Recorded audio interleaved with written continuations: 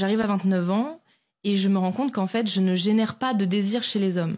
Or, je suis quand même une femme, j'ai envie d'avoir des enfants, j'ai envie d'avoir une vie de famille. Et en fait, j'arrive à 30 ans et je me prends une baffe mais stratosphérique. Toute la déconstruction qu'on m'avait vendue ne m'avait apporté finalement que des traumatismes et beaucoup de chagrin et je me sentais vraiment misérable en fait. Faut aussi savoir que j'ai avorté quand j'avais 23 ans. Et j'ai mis 2 ans et demi, voire 3 ans, à me remettre de ma dépression post-avortement. Chose qu'on m'avait pas du tout prévenue, parce que moi, j'ai grandi dans les milieux féminismes où on me disait oui, t'es enceinte, prends des médocs, va à l'hôpital, demain c'est fini, c'est bon, ton corps, ton choix. Et en fait, j'avais pas du tout compris l'implication physique, émotionnelle, tout en fait qui allait avec. Et j'avais des amis qui le vivaient très bien, mais moi personnellement, je l'ai très très mal vécu. J'en ai fait des cauchemars pendant des années.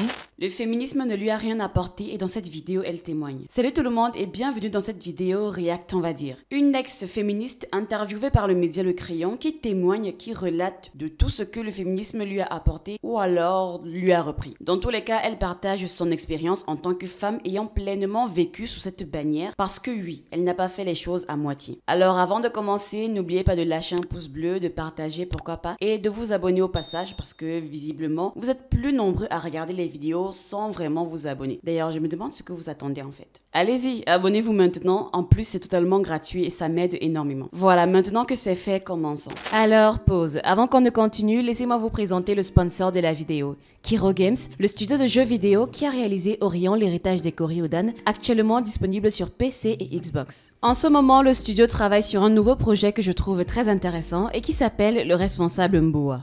Alors dans ce nouveau jeu, vous incarnez une jeune personne qui vient de se faire recruter dans un ministère. Résultat, vous devez gérer un certain nombre de tâches et de problèmes pour mener à bien la progression de votre personnage. Que ce soit votre copine qui veut déjà que vous lui passiez la bague au doigt, les rénovations à faire dans votre maison, votre famille qui s'attend à ce que vous leur versiez l'entièreté de votre salaire, les meufs qui vous font du rentre-dedans dehors, les problèmes de vos amis et ceux du travail, bref, il y a de quoi vous occuper. Vous l'avez deviné, c'est un jeu de gestion qui vous met dans une parodie sociale africaine. Le gameplay est très immersif et croyez-moi, j'ai adoré. La démo du jeu est disponible pour Android et iOS et a déjà fait plus de 60 000 téléchargements. C'est donc pour terminer le jeu que le studio fait actuellement une levée de fonds.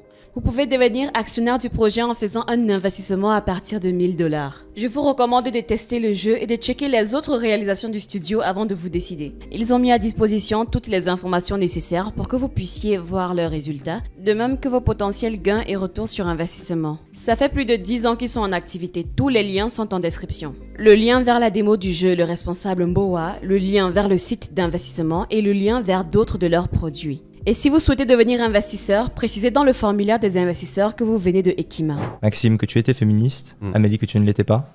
Pourquoi ? Alors déjà, faut quand même resituer un peu le contexte. Je l'ai été. Je l'ai été pendant peut-être presque 10 ans. Et en fait, la raison, comme vous dites, c'est que là où beaucoup de femmes et beaucoup d'hommes aussi étaient beaucoup dans les mots et se paraient, on va dire, de cette idéologie, de ce paradigme pour un peu... se parer de bonnes valeurs, voilà, moi je suis gentille. C'est-à-dire que moi je l'ai vraiment vécu dans ma chair. C'est-à-dire que je me suis rasé les cheveux, j'avais des poils, j'allais draguer les gars dans la rue, activement en me disant je vais pas attendre qu'un mec me drague, voilà. J'ai fait des sports de combat. En fait dans ma tête j'étais en mode si on veut les mêmes droits que les hommes, alors il faut être fort sur leur terrain.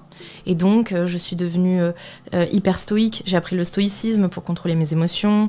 J'ai plein de choses comme ça, quoi, qui sont, on va dire, des caractères très masculins. Des caractères très masculins.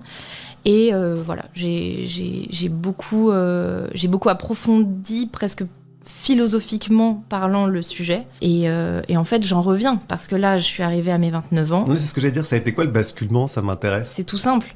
J'arrive à 29 ans. Et je me rends compte qu'en fait, je ne génère pas de désir chez les hommes. Or, je suis quand même une femme, j'ai envie d'avoir des enfants, j'ai envie d'avoir une vie de famille, et j'ai envie d'avoir une vie, tout simplement, de plus être seule. J'ai vécu le polyamour aussi pendant 10 ans, et je me suis rendu compte à quel point ça m'a un peu bousillée.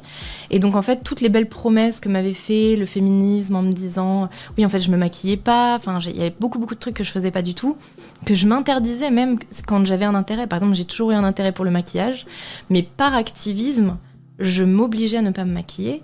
Et en fait, j'arrive à 30 ans et je me prends une baffe, mais stratosphérique, quoi.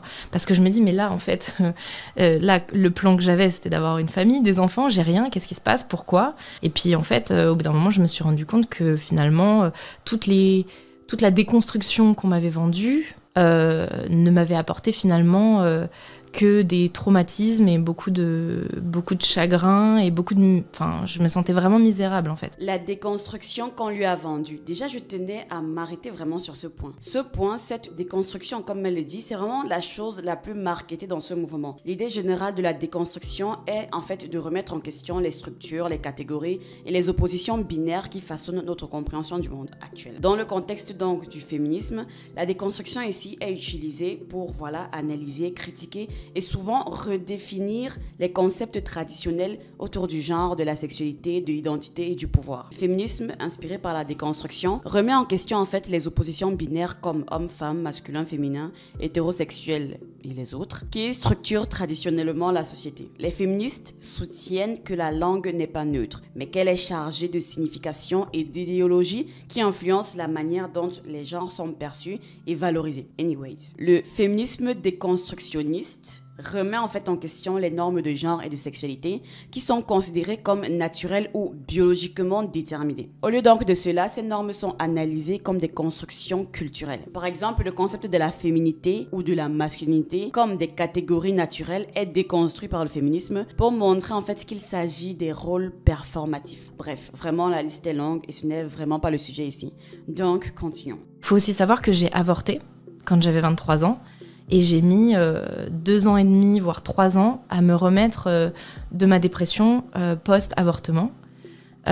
Chose qu'on m'avait pas du tout prévenue, parce que moi j'ai grandi dans les milieux féminismes où on me disait oui, t'es enceinte, prends des médocs, va à l'hôpital, demain c'est fini, c'est bon, ton corps, ton choix. Et en fait, j'avais pas du tout compris l'implication physique, émotionnelle, tout en fait qui allait avec. Ce fardeau, ce poids, cette douleur, elle l'a vécu seule dans sa chair. Personne ne lui a fait un disclaimer, personne ne lui a écrit un petit post-it, personne ne lui a fait un friendly reminder de ce que ça impliquerait réellement, cette devise de ton corps, ton choix. Et c'est là souvent que les plus grandes catastrophes se produisent malheureusement. Ton corps peut-être, mais ce n'est pas pour autant que tu dois le traiter comme le dernier des chiffons. Comment peut-on prioriser, donner une éducation laxiste, une éducation sexuelle, corporelle purement je m'en foutiste sur son propre corps? Cette histoire de c'est mon corps, j'en fais ce que je veux, elles sont infiniment plus nombreuses, celles-là qui regrettent, celles-là qui sont traumatisées par tous les mauvais choix qu'elles ont posés par rapport à cela. Mais ça, elles ne le disent pas. Elles ne font que vanter les soi-disant bénéfices que ce comportement, cette attitude libertine leur donne. Mais moi, j'aimerais savoir de quel avantage ou bénéfice parlons-nous exactement? Transformer son corps en chair à canon, en chiffon, vraiment? Je suis désolée, mais pour moi, c'est se faire plus de mal que de bien. Encore heureuse vraiment que cette jeune dame ait décidé de témoigner, ait décidé de nous dire les termes. Espérant que ça fera briller les ampoules de plus d'une, parce que là, il faut savoir que quand on entre dans la sexualité, il y a un certain nombre de choses qu'on doit connaître, un certain nombre de choses dont on doit en être conscient et surtout consciente. En tant que femme particulièrement, le mouvement féministe devrait, pour moi, vraiment à mon humble avis, plus se positionner sur l'éducation et l'encadrement sexuel en tant que tel pour les femmes, au lieu de se positionner sur l'après, vous voyez, lorsque les dégâts sont déjà faits. Partout, on voit les féministes débattre sur leur droit à l'avortement, mais ce n'est pas vraiment là-bas que le combat devrait commencer. L'avortement signifie déjà qu'une bêtise a été faite et là, on se retrouve dans l'incapacité de l'assumer.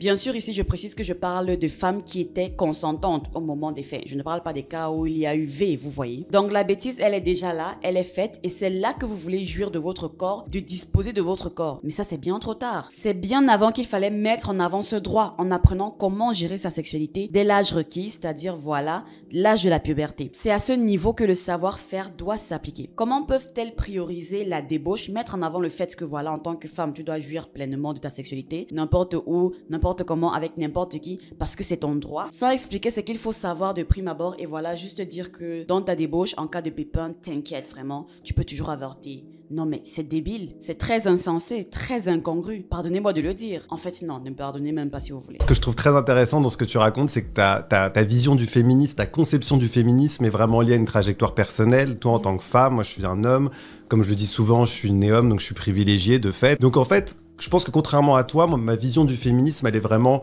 collective. Mais si on revient à la question qu'on nous a posée sur le féminisme, pourquoi on est féministe, etc., pour moi, c'est vraiment un projet de société. En fait, moi, on m'a vendu l'apaisement, la tranquillité, etc. Et je me rends compte que ça fait exactement l'inverse que ce que ça promet. Donc, alors ça, c'est je ne intéressant suis pas parce que... féministe. Moi, j'ai connu beaucoup de féministes dans ma vie. Elles sont pas toutes hystériques, mal baisées, tout ce qu'on veut, etc.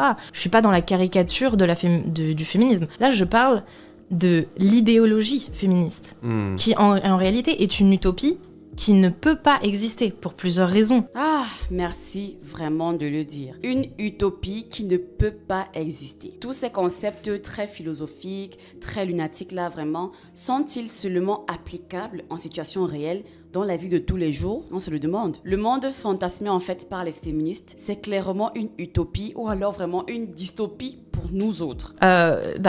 Pour plusieurs raisons. Déjà, je pense que le féminisme se base déjà sur des bases, on va dire un modèle trop simplifié de la réalité. Le côté un petit peu tout est culturel, par exemple, va forcément créer des modèles.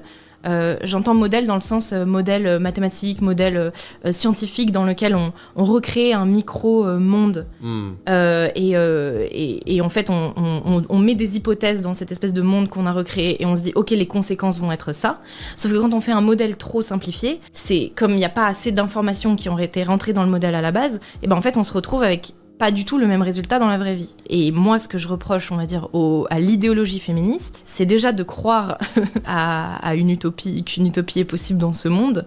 Mais laquelle ? Celle de l'égalité entre les femmes et les hommes ? Ouais. Pour moi, il y a une grosse partie biologique qui est totalement évincée aujourd'hui, notamment par la sociologie féministe, ou en tout cas la partie déconstructiviste, la partie tout ça de la sociologie, celle qui croit au genre, etc.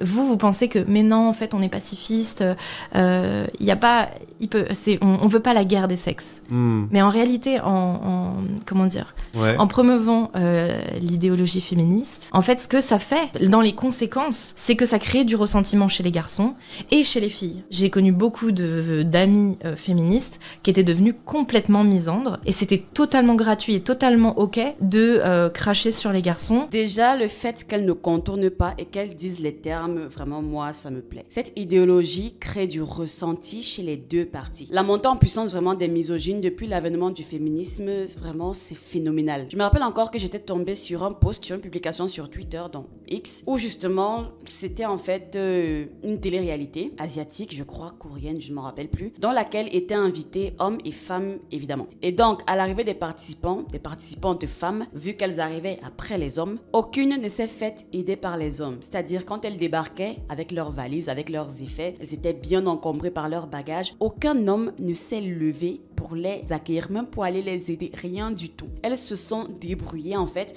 pour monter toutes seules les marches et se trimballer en fait tous leurs bagages. Elles se sont débrouillées en fait. Quand on posait la question aux hommes après, voilà, on leur demandait justement pourquoi est-ce que vous n'avez pas aidé les femmes. Ils ont simplement dit que voilà, la saison précédente, on a aidé les femmes, vraiment, on a voulu être galant et tout. Et elles se sont très mal comportées en retour, en mode féministe, vous voyez. Donc maintenant, ils ont décidé que cette saison, ils en avaient marre. Ils ne sont pas ici vraiment pour aider les gens, ils sont ici pour se faire plaisir, pour kiffer. Donc ils ne vont plus aider personne. Comme elles leur ont fait comprendre que voilà, ils n'ont pas besoin de la galanterie et tout ça là, pas quelque chose d'utile pour elles. Donc ça veut dire aussi qu'elles n'ont pas besoin des hommes galants qui viennent les aider à porter leurs valises et tout.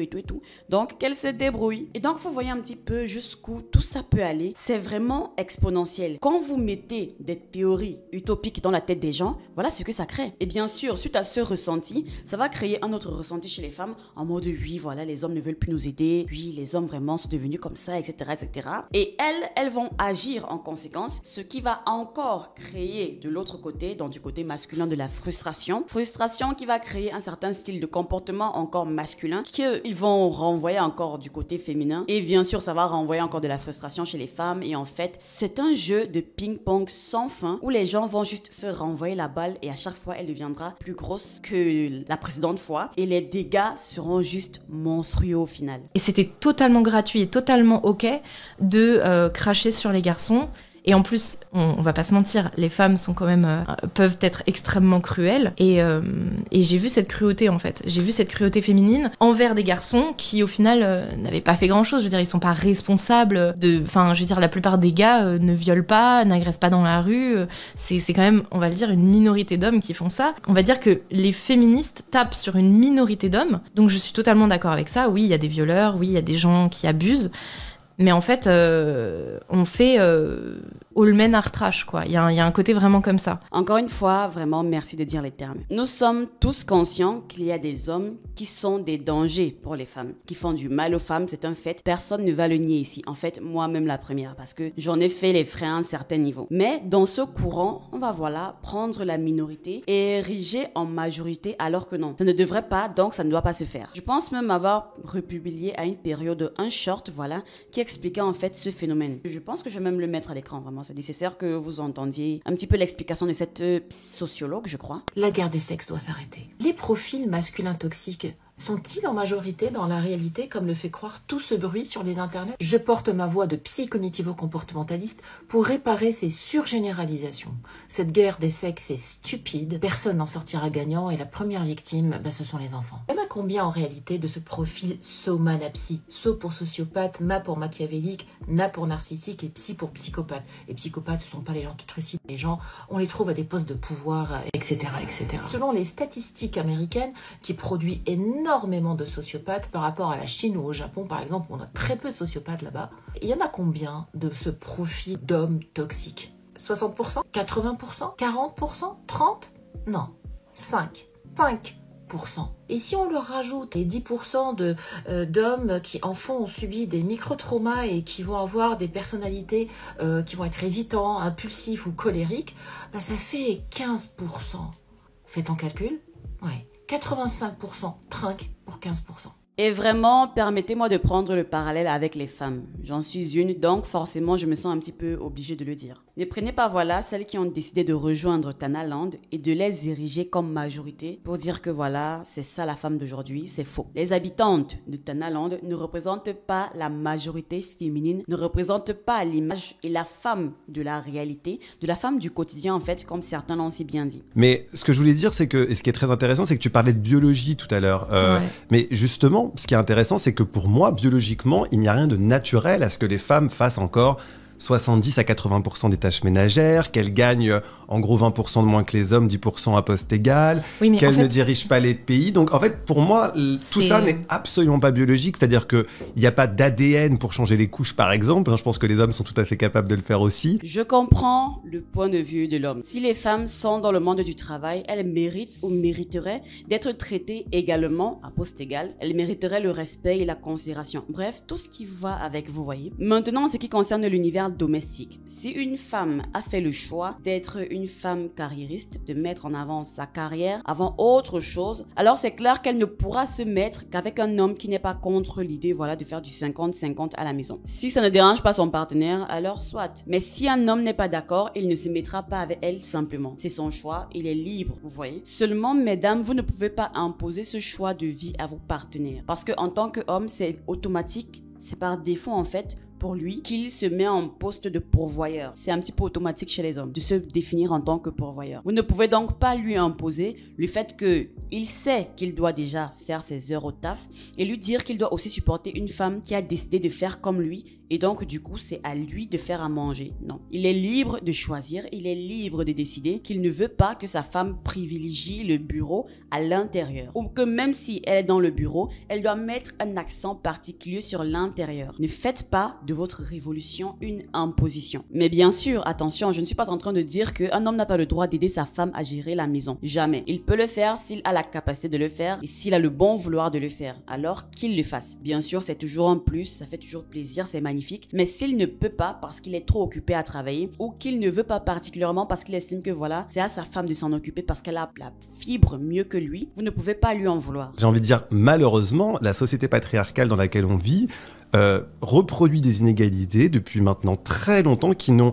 justement qui sont contraires à la nature, puisque on a décidé, il y a maintenant fort longtemps, que la place des femmes était plutôt à la maison, même si elles travaillent de plus en plus. Je suis pas d'accord. Oh, avant déjà qu'elle dise que je suis pas d'accord, j'étais déjà pas d'accord. Bon, vraiment déjà, qu'ils se permettent de dire que voilà, les gens ont décidé il y a cela très très longtemps, que voilà, c'est la femme qui doit tenir ce rôle et personne d'autre. Déjà, c'est très faux. Ce sont des racines purement biologiques. De par le fait que la femme a été designée pour donner naissance, vient le fait qu'automatiquement, elle était designée pour gérer ce qui se passe avant, pendant et après la naissance. Avant, il faut bien sûr préparer le nid où tu vas mettre au monde tes enfants. Et comment tu le prépares, ce nid? Je vous laisse deviner. Pendant la gestation, tu dois donc t'occuper à ce que ce nid soit confortable pour que quand ta progéniture viendra, elle soit à l'aise et ça participe à plein de choses. Et après la naissance de ton enfant, tu dois t'assurer d'un bon nombre de choses. Donc, de par cette fonction biologique-là, la femme a été designée pour l'intérieur, pour s'occuper du nid, pour réchauffer le nid. C'est elle qui crée la vie, donc c'est à elle de s'occuper de la vie qu'elle crée. Personne n'a décidé ça, c'est la nature qui l'a voulu. Vous pensez qu'une femme vraiment,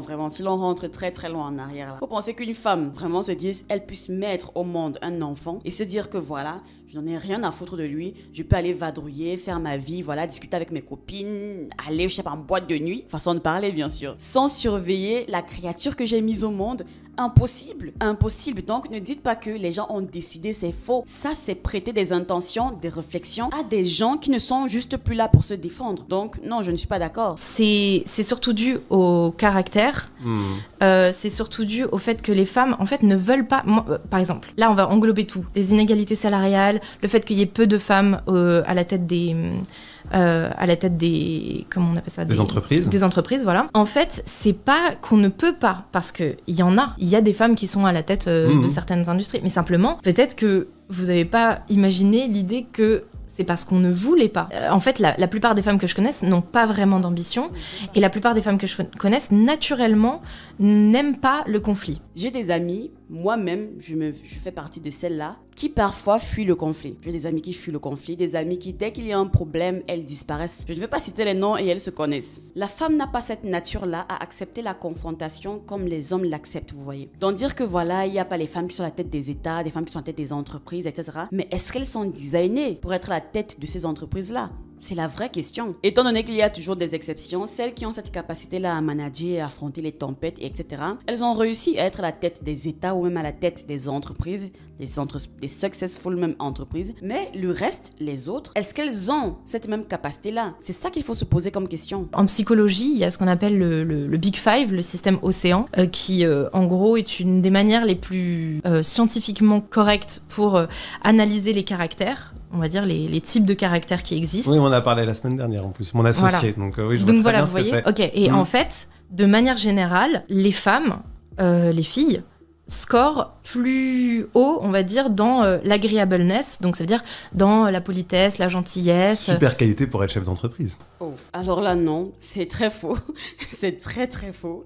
Vraiment, dans l'univers, dans le monde, dans la société dans laquelle nous sommes là, à aucun moment, l'agreeableness est une bonne qualité pour diriger une entreprise. C'est faux. Pour être à la tête d'une entreprise, il faut être un requin. Vraiment, c'est pas moi qui vais vous l'apprendre. Il faut être sans pitié parfois. Il faut être tranchant, comme on dit parfois au quartier. Donc, non, la conciliance, la docilité, la gentillesse et tout ça, je suis désolée, mais ça ne fonctionne pas. Surtout quand vous voulez manager un grand groupe d'hommes et surtout lorsque vous avez de grandes responsabilités sur vos épaules. À un moment, en fait, il va falloir que vous soyez impitoyable. Ben, oui et non, parce qu'en fait, à un certain niveau, en fait, dans la hiérarchie masculine, ça devient, en fait, plus on monte et plus la pression, l'étau se resserre.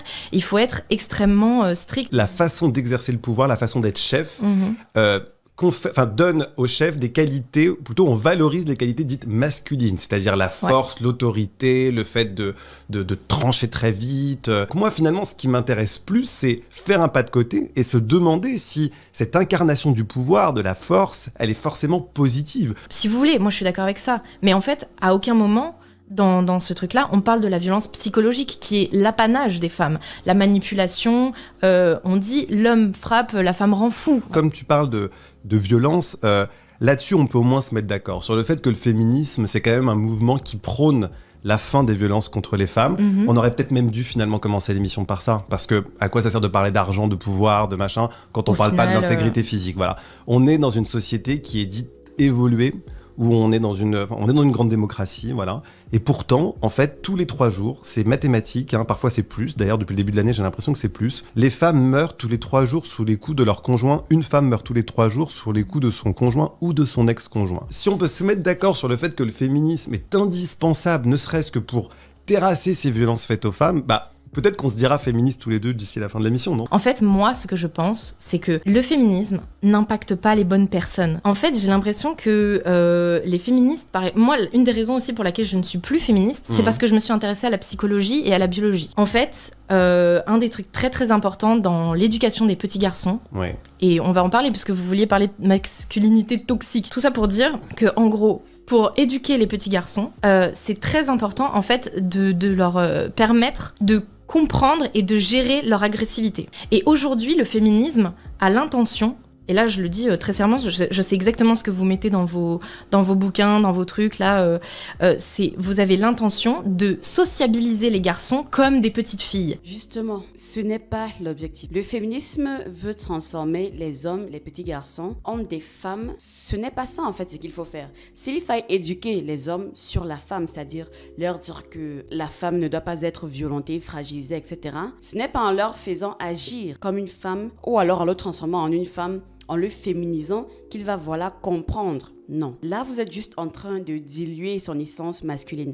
Là, en fait, vous tuez l'homme en lui. Le but n'est pas d'émasculer l'homme. Et malheureusement, c'est ce qui se passe avec le féminisme. Il y a des choses que ce mouvement met en œuvre dans l'objectif, en fait, d'émasculer les hommes. Alors que non, c'est comme elle l'a dit. Faire en sorte que les hommes comprennent leur force et comprennent pourquoi ils ne doivent pas l'exercer sur leur opposé qui est leur complémentaire, qui est la femme. L'idéologie égalitariste veut qu'on soit tous les mêmes. En fait, on est tous des pages blanches, en fait. Et il n'y a pas de différence entre les hommes et les femmes. Bah oui, il n'y a pas de différence entre les hommes et les femmes, évidemment.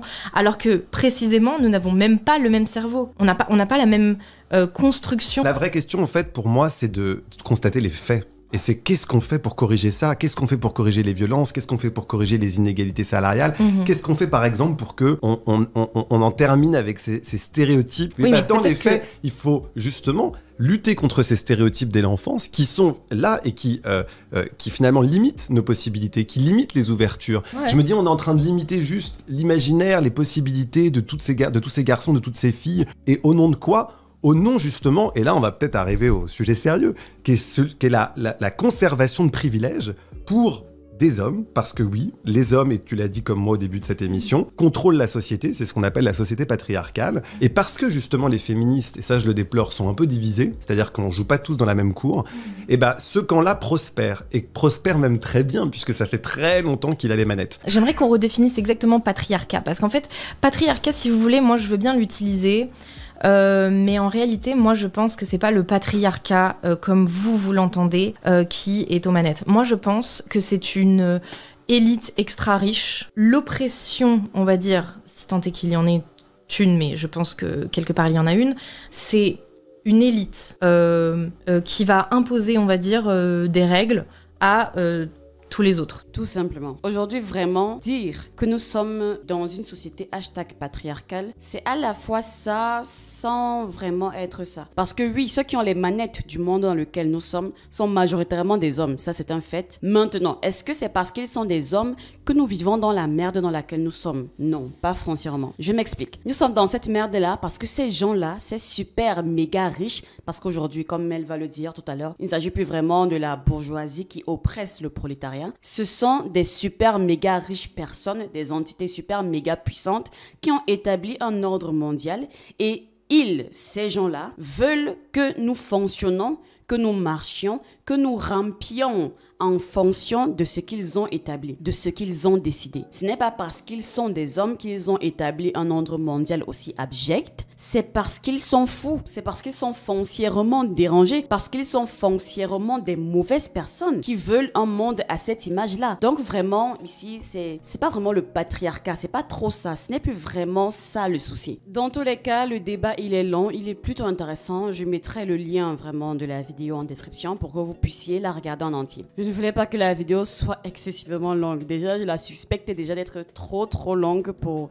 mes formats habituels. Donc voilà. Les points que j'ai soulevés, je les trouvais très pertinents. Donc voilà. Je voulais dire petite vidéo react, mais en fait, voilà, je sens qu'elle ne va pas du tout être petite. Laissez-moi en tout cas vos avis en commentaire, tout en restant poli et courtois, j'insiste. Et on se dit donc à bientôt pour une prochaine vidéo. Ciao!